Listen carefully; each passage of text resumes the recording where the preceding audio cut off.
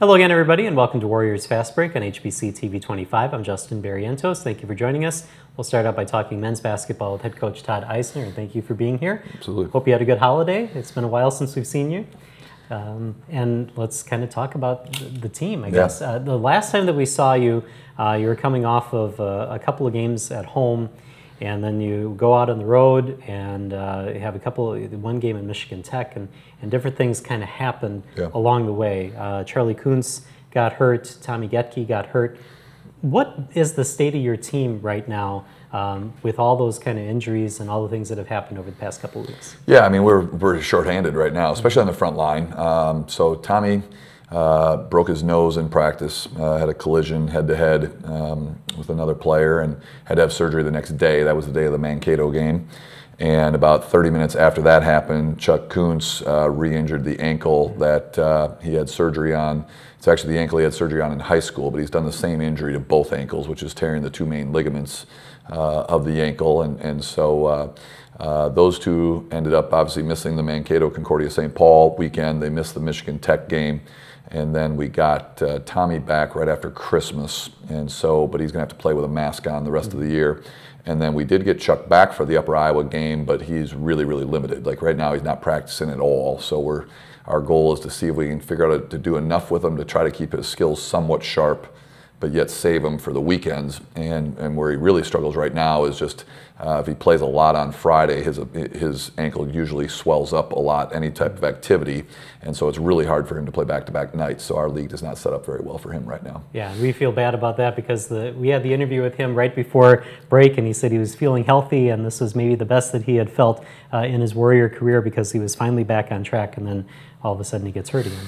Yeah, right after the injury, he told me it was the Justin Barrientos curse. Okay. and so, but it was, obviously happenstance that, he had been playing really well for us and been filling a really important role kind of as a handyman, really good defensive player for us. And I thought he did some good things for us Friday night, but just didn't have a ton left on Saturday this past weekend. And then, like I said, it's going to be really challenging for him to play back-to-back days. All right, that's why there's no player guests then today. It's not a practice conflict. They're just scared to come in here now. Yeah, right? They're actually all home right now. I'm just not letting anyone get near you. All right, looking at the roster too, Max Miller has been out. What happened to Max? He's dealing with some health issues also. So he's working to get those situated. To be real honest, I'm not sure we'll get him back this year. So so you combine that. He did play obviously the 3 games before Christmas, and then saw a doctor when he was at home for break, and they just feel like right now it's best for him to try to get healthy before he resumes playing basketball again. And I think with his situation, it's probably going to be an extended period of time before he's back, if he's back at all. Okay. Let's talk then generally about the team before we get into going through games and that sort of thing. I know that in the past you've liked to run 7, 8 player rotations, get a couple players off the bench, but now that you're kind of limited, does that kind of change the way that you approach a game and you're going maybe deeper in the bench or substituting earlier than you usually would? Yeah, I mean, it kind of is going to have to go game by game, I think, a little bit based on how some guys are playing. And like I said, the challenge is when you don't have a ton of depth is what type of mental and physical shape are you in to be able to play extended minutes on back-to-back nights. I think the teams that do well in this league typically have good depth, or they've just got a really good unit that from a toughness standpoint are able to play back-to-back nights at 30+ minutes a night. And right now we're struggling with that. We're not playing very well. We're on either end of the floor. And so it's getting to the point now where you kind of grasp at straws a little bit as to, okay, someone's not playing well, do you give someone else a chance? Or you go into a certain night and someone starts to get hot and you ride them for a little bit, and so that might not allow someone to get some minutes off the bench. So it's not terribly comforting. You'd love to have kind of a set rotation, and these 5 are going to play the first 7 or 8 minutes, you sub 1 or 2 out, so on and so forth. And unfortunately, with the way we're playing right now, that's not the direction we go on a game-to-game basis. It's a matter of can we find someone that's going to contribute at a high level, and how long can they do that, and try to ride that for as long as we can. All right, and then one of the things that you had to do is you had to pull a red shirt. Tanner Brandt is now on the active roster instead of redshirting this season. How did you come across that decision to take the red shirt away from Tanner, and how many minutes do you think? I don't think we've seen him yet this season, but when do you think you'll? No, and you know the way they do things with the NCAA. I mean, you're correct, and yet he's not. His red shirt hasn't been pulled yet. He can suit up. I mean, you can suit up all your red shirts for every game if you want. So his red shirt year is still intact. Okay. We've got it basically as an emergency. I mean, especially when we went into that Upper Iowa game, all it was going to take is Tommy to get hit in the face, 5 days after surgery and not be able to play, or Chuck Coons not be able to handle, the pain tolerance with the ankle, and Kev was going to be our next tallest guy. And that's a little bit what happened. Max did not play particularly well up at Michigan Tech, and really either did Kevion, and I played 6'4" and under the last 12 minutes of the game. And, so we just felt like we needed somebody of size. We have Tanner redshirting, we have Mitch redshirting right now, and in terms of fitting into the way we're playing, Tanner's a lot like Tommy with his skill set, so we felt like that would be the easiest transition. Our goal, for Tanner's sake, would be to put him in a position where it's an emergency situation only. So even if we're up 30 or down 30 right now, I'm not putting him in. It's going to be more of if we end up with an injury where we just have to have some size in there, then we'll probably have to break the red shirt and put him into the game. So he's aware of that. I'm going to do what I can to save his year. And I guess in the positive way, that would be because Tommy and Chuck don't have any setbacks, or anyone else have any setbacks, that we can go with the group that we have going right now. We're just out of time in this segment, but does that kind of change the way that Tanner practices then, to think that maybe he might see some action later on this year? Yeah, and it's interesting you say that, because I'm not sure I've done a good job with the 3 guys that are redshirting to get them to understand that you're really only a play away from being needed. And I think a lot of times as a redshirt, sometimes coaches don't pay as much attention to what they're doing on a daily basis, knowing that, in the grand scheme of things, you really don't focus in on them as much maybe until you get to the end of the season. But I talked to Mitch about it. I think Mitch has made huge strides just in the last probably 10 days since he got back from Christmas, because all the players, whether they're active or not, I mean, they're showing me what they're capable of doing on a daily basis.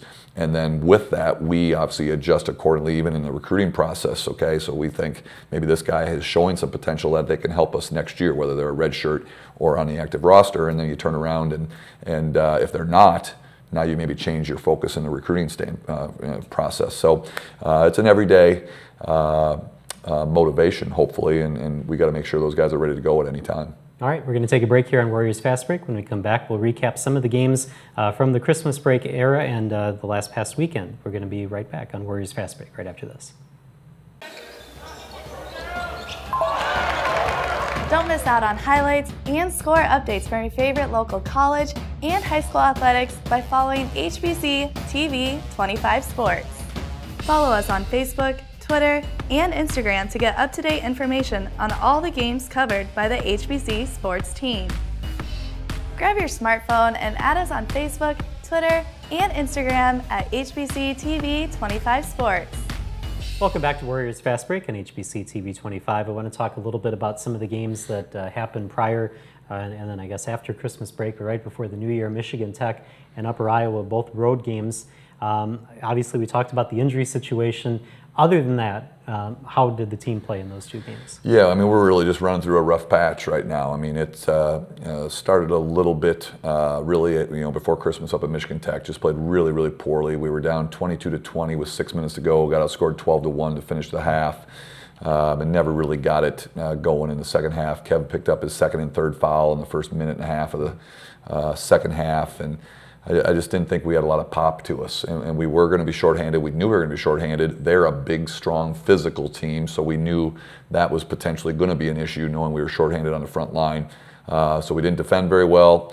Offensively, we really struggled. Didn't shoot it well, didn't score near the rim, but that's becoming, unfortunately, a common theme for us. And so I thought some of our young guys got a chance to play, got a chance to show us some of the things that they can do. I thought Nick Klug did some good things. I thought Luke Martins really battled.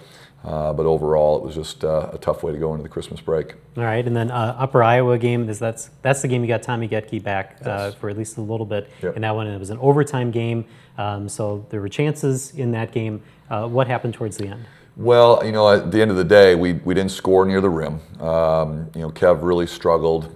Caleb and Kevion were combined 11 of 35 from the floor. But we got looks that we wanted. They used a matchup zone against us, and we went with our motion offense, and it really didn't give us a lot of clean looks from the arc, but we thought we got the ball near the rim. Didn't convert. Then obviously we had some issues in the overtime, and that wasn't a good way to end the game, but yet we still battled back. We were down 2 with 33.5 seconds to go, and there was a very interesting call made with 14 seconds to go, a cylinder foul call that I'm still having discussions with the league about, and we ended up not closing it out. But we've going into even this past weekend, we're struggling to score the basketball. We're not defending at a high level on a consistent enough basis. And when you combine those two things, you run into a little losing streak. We don't see the cylinder call very often. That's the invading the personal cylinder of the offensive player, correct? What was the call? Well, Dev had guarded with great pressure really for 44 minutes and 46 seconds. So, so he's one that can crawl up into people, and the offense has the right to his space. Mm-hmm. And so they define that is with the basketball, if he sweeps high, as long as his forearms are perpendicular to the floor, that is his legal space. Even if the defense is not moving and you hit the defense by sweeping, that's a foul on the defense. Well, Dev was crawled up into him. The young man swept the ball high. Dev never retreated and never got hit. So how are you in the cylinder? Yet they called a cylinder foul with 14 seconds to go with us down 2. So it was a tough way to end. Obviously, the overtime did not to go the way we wanted it to go, but we had our chances in regulation, and if we would have played the way we're capable of playing, we probably wouldn't have been there in the first place. All right, we'll move on from that and then go to this past weekend, Minnesota State Moorhead. Obviously, that was a game that you guys were close, and then you had a chance at the end of the game. The wrap-up says that it didn't quite go the way that you wanted to at the end of the game because Moorhead played very tight pressure on your inbound play to try to get a look at 3. Tommy Getke has to put up a 3 at the end, and it just wasn't a very good look at the basket. Yeah, the shot wasn't good. Obviously they switched everything on the baseline out of bounds play, and we tried to wrap Caleb off of a double screen and then have him actually come in and screen Kev's man. So it was kind of a little decoy double for Caleb, and they sniffed it out, and we didn't obviously get the ball open. Then we mishandled the ball for about 4 seconds, then Tommy caught it at 25 feet with 2 seconds to go and guarded, and so the chance of that going in wasn't very good to begin with. So they did a nice job of defending it. I'm not sure we did a great job of executing, knowing that they were going to switch everything. But again, when you're up 8 points with 7 minutes to go and let them score on 5 straight possessions, puts you in a tough spot. Offensively, we were pretty inept. We missed 10 layups, 2 feet and in, and we're just really struggling from an athletic standpoint to get to 2 or 3 feet and score over people. And we don't have great size, we don't have great athleticism, so then you need great toughness, and we're kind of lacking in all 3 of those areas right now. All right, so what is the plan now in practice heading towards Wayne and Augustana on the road this week? Well, obviously both teams are playing very well. One's 6-2 in the league, one's 5-3 in the league. Obviously we had 2 really good games with them here and didn't close out either of them in the second half. Now we got to go on the road. We talk to our guys all the time about being down 10 when you go on the road, whether it's the officials, whether it's the travel, whether it's not your gym, so on and so forth. I look at it this way: right now we're playing, poorly, for lack of a better word, that maybe getting on the road will help us. I don't know, but we didn't handle the road the last time very well. At Michigan Tech, and we were okay at Upper Iowa.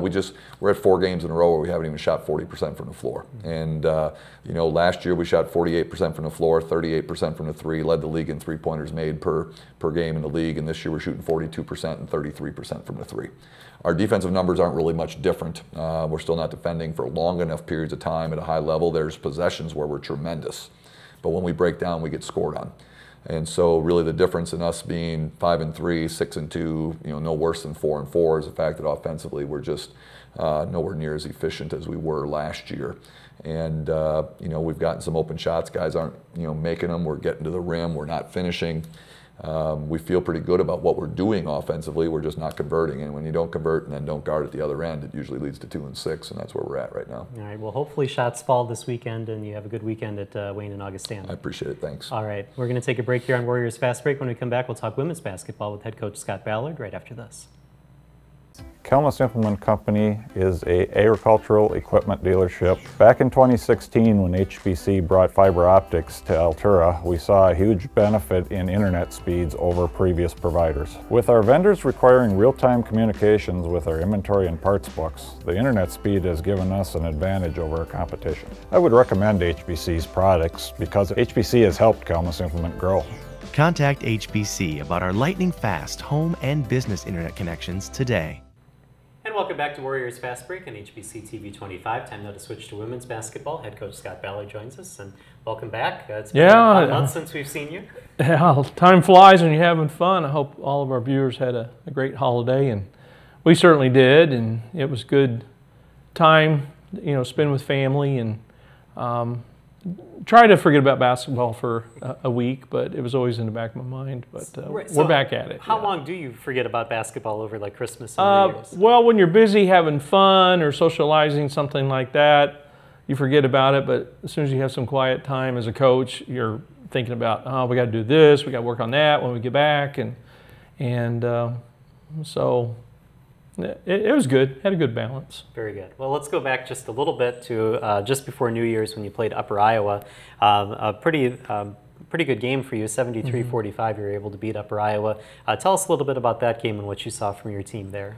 Well, we knew that we were going to be playing against zone the entire game. I think they played one possession of man, but and plus it's the second time that we played them, so we had a lot of familiarity with them. But they had familiarity with us as well, and we just our defense, our pressure defense, really made it difficult for them to run their offense or get post touches or we just made them uncomfortable the whole time, and we got in transition because of turnovers, and we rebounded well in that game. It was actually our best shooting game of the year so far, which was good to see because that was a point of emphasis when we came back was our shot selections needs to be better. We need to shoot better from the perimeter. We need to make extra passes more often to get uncontested shots, and all of that showed up in that game. And it was a fun game to watch, a fun game to coach, and a fun game for our players to play. And we're trying to carry that over into the following weekend and what we have coming up this week. I want to kind of go back just a little bit because since the last time we talked to you, you've gotten Gabby Dowd back on your team, who's returned from injury. And as you've probably heard, we're trying to figure out, does that change the dynamic of the team? What does having Gabby Dowd back do to the team? Well, we're blessed to have two people like Gabby and Taylor, who is our guest today. They both are dynamic in different ways and complement each other really well. I've told them, more than once this year, they're like a tag team. And between the two of them, we get, Gabby is more offensive-minded and can stretch the defense with her ability to shoot the ball in the perimeter.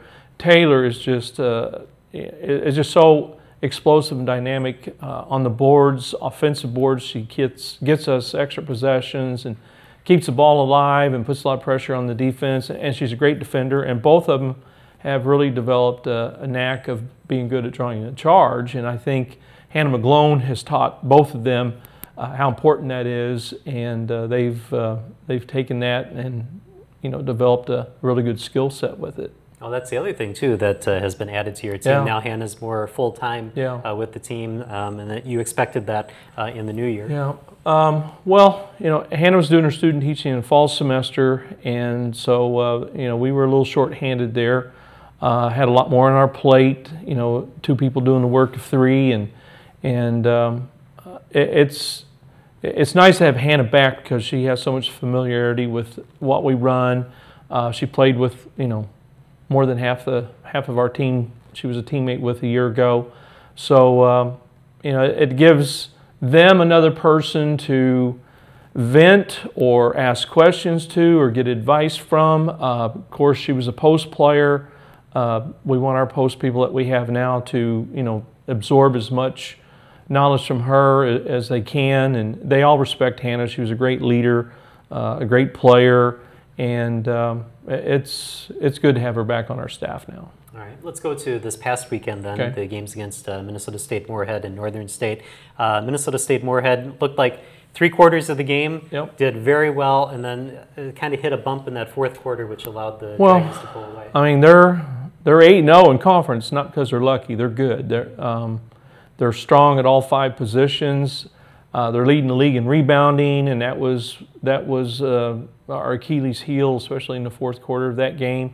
We were up 1 going to the fourth quarter. We played really, really well for 3 quarters, and then the fourth quarter, we didn't hit some shots. They got some putback opportunities. Megan Hintz stepped out and hit a couple threes that kind of opened up a 6-point cushion for them and put a lot of pressure on us, and they just finished well. We had a bad fourth quarter offensively and let them have too many offensive rebounds that gave them either second chance points or second possessions, and they made us pay for it. But we knew going into this past weekend that Moorhead and Northern are the top 2 rebounding teams in the league. They're big. It's always been a point of emphasis for them, but they also have experienced guards that know how to run the show and get the ball into the post people. And so they both were challenging games for us. I would imagine, though, that playing with Moorhead for the first 3 quarters had to give your team a little bit of a spark, and maybe you took a little of frustration of the fourth quarter out on Northern the next night. I've had people comment to me about that, and honestly, it's kind of irritating to me because we believe that we can beat them. And we go into every game, we're not looking for moral victories, we're looking for wins. And, we weren't surprised at all that we played a close game with them. A year ago, we went 4 overtimes with them. Right. A year before, we went single overtime with them. We've had really good games with them, and both teams made adjustments in how they defended each other this time compared to a year ago when it was 101-97. This time it was a defensive battle, and to finish off your defense, you got to rebound, and they did a better job at that than we did. So for the Northern game, did that seem like maybe one of your more complete games of the season? Well, I mean, defensively, we dominated that game with our defense. We learned a year ago from playing them twice that pressure bothers them, and it takes them out of running their sets, and we made them uncomfortable with ball pressure and denying first pass and offense, and held them to 37 points, which it's almost unheard of at the college level. So I mean, we still only scored 58. They hold people down. They end up out rebounding us by, I think it was 5, and the night before we got out rebounded by 8. But we made them turn the ball over. Both teams, we made them turn the ball over enough to almost neutralize the rebounding deficit. But I'm proud of our team. We've already shown improvement in a number of areas since we came back from Christmas. One is our shot selection is better. Because of that, our shooting percentage has been up where it should be. We still haven't shot the ball well from three-point land as a team, but we're seeing improvement from different individuals, and our shot selection is much better. We only had 7 turnovers against Northern. We had 9 turnovers against Moorhead. That was something we struggled with the first 2-3 weeks of the season. Our defense has been good, consistently. The one box that we haven't checked yet is the rebounding thing. And so as soon as our rebounding becomes, more consistent and better, and we start shooting the ball better from the perimeter on a consistent basis, and we're going to be hard to beat. All right, we need to take a break on Warriors Fast Break. When we come back, Taylor Husted will join us here on HBC TV 25. Stay up to date with Winona Area Public Schools by watching Making the Grade here on HBC TV 25, presented by Cost Cutters. Join me, Superintendent Rich Dahman, each month for interviews with administrators, district staff, and students.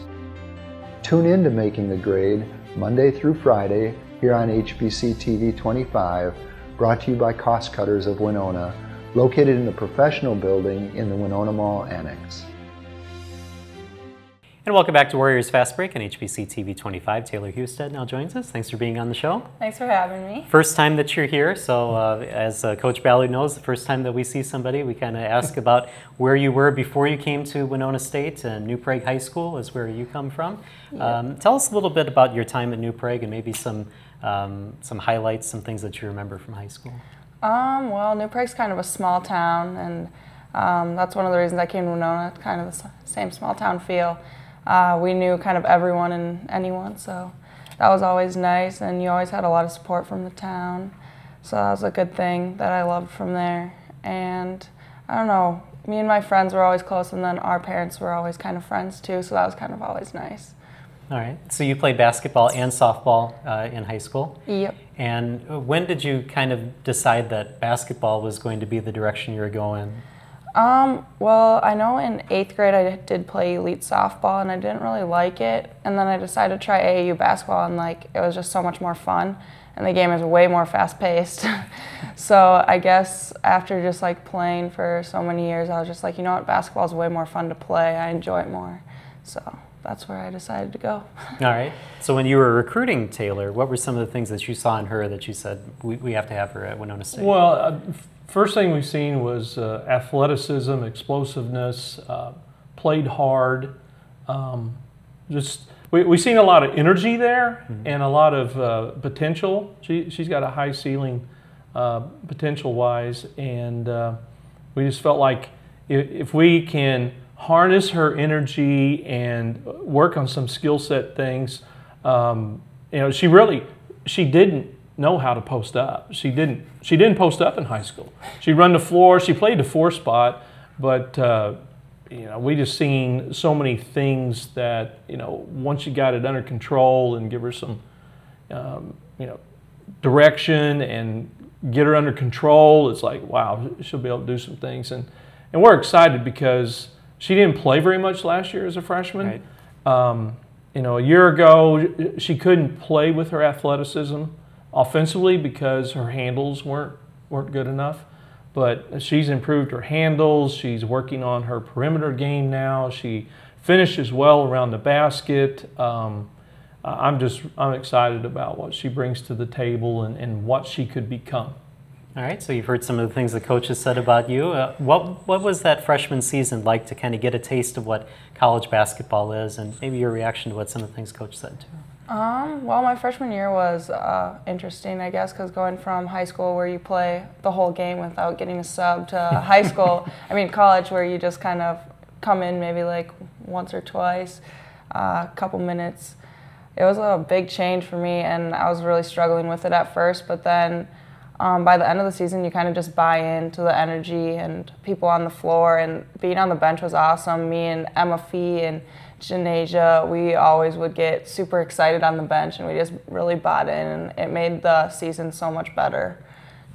All right, well, you made some starts this year, including the first game of the season, first regular season game. What was that like to be in the starting lineup?